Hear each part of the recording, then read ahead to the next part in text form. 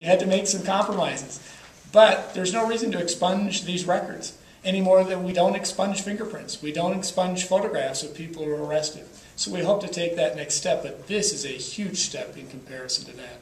We also have the issue of not being able to find the familial DNA. When a DNA match is exact, the CODIS system will tell us that.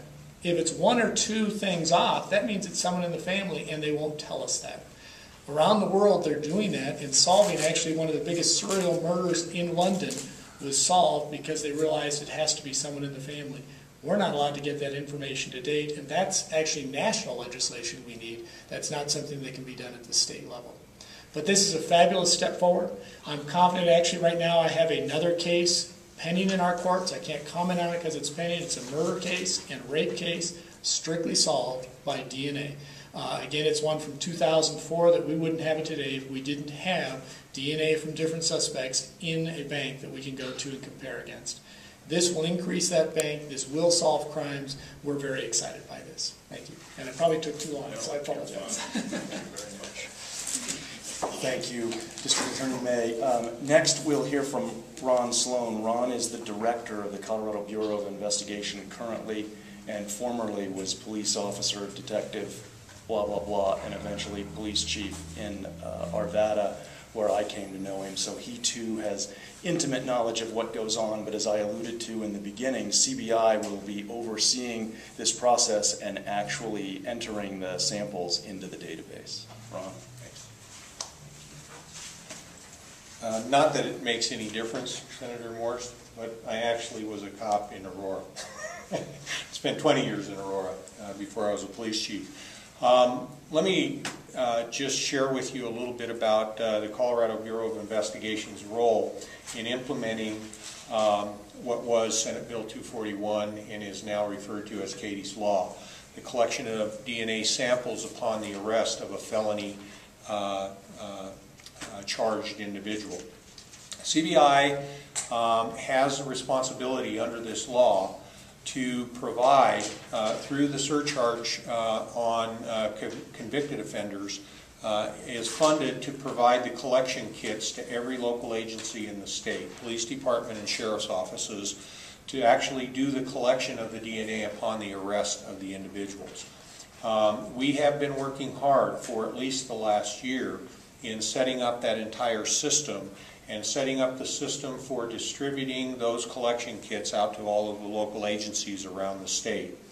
Additionally, we have the responsibility for processing and holding on to those samples, because all of those samples are returned to the CBI, and we hold on to those samples and process them at the time of charging of those felony charges. That is also a portion of this law, that the individual has to be charged with a felony for us to process and enter those into the CODIS database. Now let me talk a little bit about what that means. And CBI is in the process of putting all of that together. We feel we have a real good system for accommodating Katie's Law and to make it work, and make it work to the extent that it has the crime-solving capabilities that the district attorney talked about and the chief of police talked about. What it really means is that when an offender commits a crime, let's say for instance a homicide or a sexual assault, they leave evidence at a scene. Anyone who knows Crime Investigation 101 knows that that's what the police work off of, what that offender left at the scene, to be able to identify who the offender was. For decades and decades and decades in this business, we have used biometric identification through fingerprints. For over a decade and a half now, we have been improving the technology to use even a better identifier than fingerprints, and that is DNA. Offenders leave DNA at scenes. When the police collect evidence at crime scenes, they collect evidence that may possibly have DNA and therefore a DNA profile in it. Currently, within the CBI database, we have over 6,500, or over 7,500, excuse me, to date, unknown DNA profiles, forensic unknowns from crime scenes. And that ranges everything from homicides, which I believe the chief referred to as, or maybe the DA referred to as the warrants that just have the profile number. We know that that's the offender. It's a John Doe warrant for that identifier. It includes everything from that all the way to burglaries, sexual assaults, armed robberies, etc., etc. And there are over 7,500 unknown forensic profiles of DNA in the Colorado database right now. Additionally, in Colorado's CODIS database, we have over 120,000 known profiles.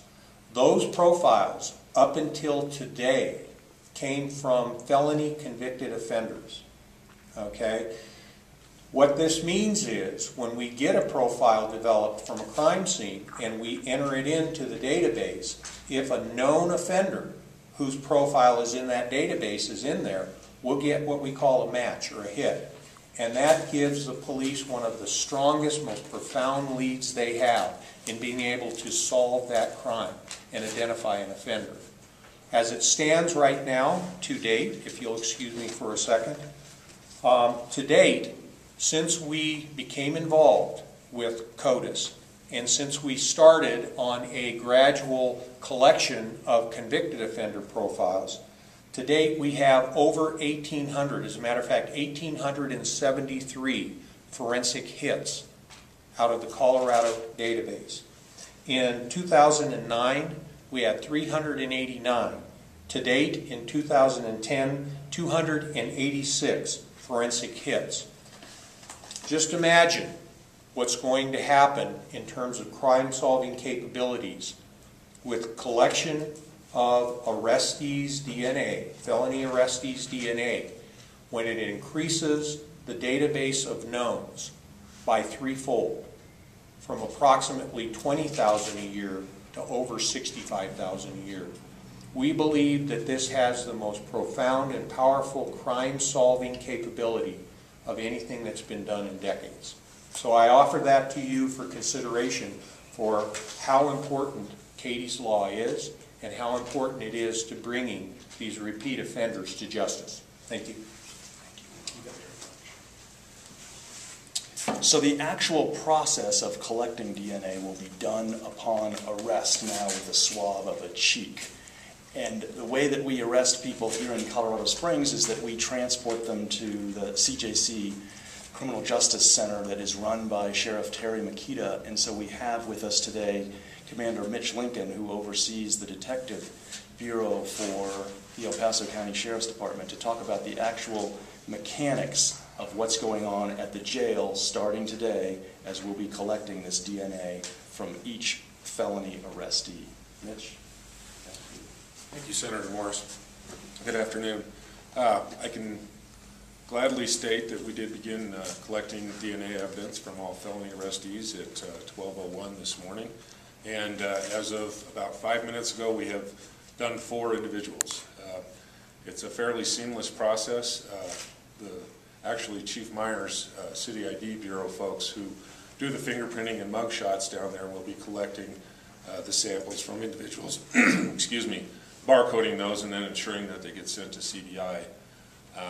And so that's a very seamless process, and we're very excited about the prospects of this new legislation, and we're, of course, very fully in support of it. Just one real quick thing. Sheriff Makita sits on a working group for CJIS, and that's a portion of FBI, Criminal Justice Information System, or Services. And he's on the Rapid DNA working group, and he tells me that technology in about 3 to 5 years will be to the point that they'll be able to not only collect the DNA samples at the jail, but actually extract the DNA and get it sent off electronically to CODIS, thereby freeing up Mr. Sloan's lab individuals for doing real forensic work. So there's some exciting and quickly moving technology on the horizon. Thank you. So someone commits a horrific crime. We don't know who they are, but they leave evidence at the scenes. Sloughed off skin cells can be that evidence. It can be that minute.